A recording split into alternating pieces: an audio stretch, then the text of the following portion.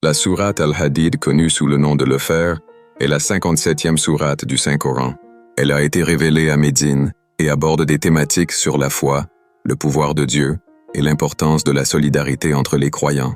La sourate commence par la glorification de Dieu et une proclamation de son pouvoir omniprésent sur l'univers, révélant ainsi la grandeur divine.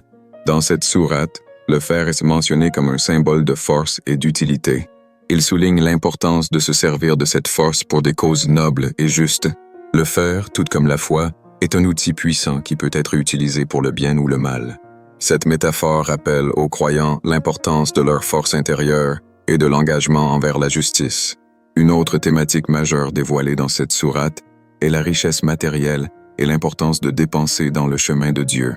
Elle invite les croyants à ne pas se laisser tromper par l'accumulation des biens matériels, mais à utiliser leurs ressources pour soutenir les nécessiteux et promouvoir des actions bienveillantes.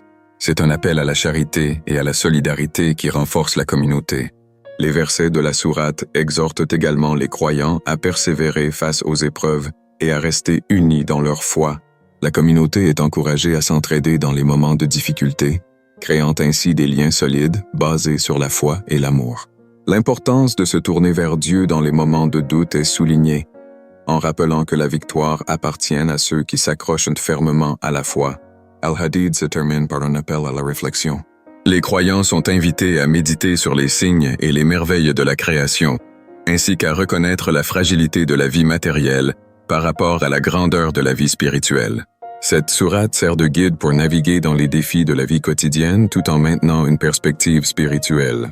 En somme, la sourate Al-Hadid est un trésor de sagesse qui enseigne la force, la solidarité et la nécessité de garder les priorités spirituelles en tête.